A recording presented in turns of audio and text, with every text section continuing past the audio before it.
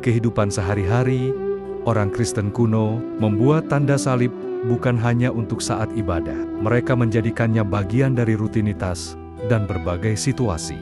Saat memulai hari, setelah bangun tidur, banyak yang langsung membuat tanda salib. Ini seperti ucapan selamat pagi kepada Tuhan, sekaligus permohonan agar hari itu diisi dengan kebaikan dan dilindungi dari hal buruk.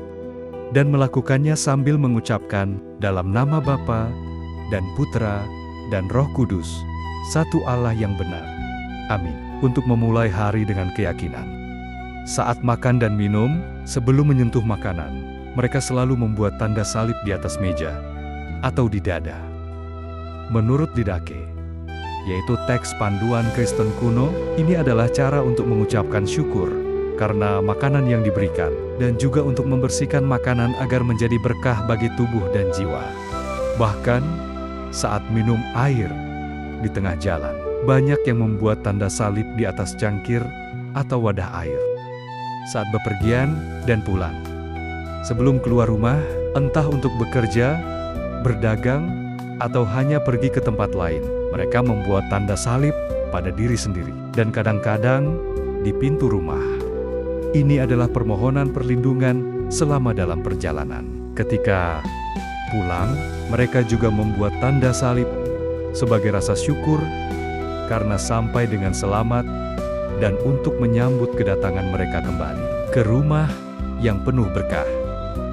Saat hadapi kesusahan atau keputusan penting, jika ada orang sakit di rumah atau mereka harus mengambil keputusan sulit, seperti memilih pekerjaan atau menyelesaikan perselisihan, mereka akan membuat tanda salib. Juga membuatnya di dahi orang yang sedang sakit sebagai bentuk doa agar sembuh. Saat menghadapi bahaya, seperti badai atau masalah dengan orang lain, tanda salib menjadi cara untuk tenangkan hati dan mengingat bahwa Tuhan selalu ada di sisi mereka. Saat berinteraksi dengan orang lain, ketika bertemu teman atau saudara, terkadang mereka membuat tanda salib kecil di dada sambil menyapa, sebagai cara untuk mengirimkan doa dan berkah kepada orang tersebut.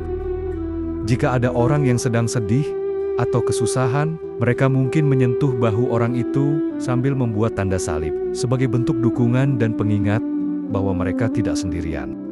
Saat beristirahat atau tidur, sebelum tidur, mereka membuat tanda salib di bantal atau di dada. Ini adalah cara untuk mengucapkan syukur atas hari yang telah berlalu dan memohon perlindungan selama tidur, agar terhindar dari mimpi buruk dan bisa bangun dengan segar keesokan harinya.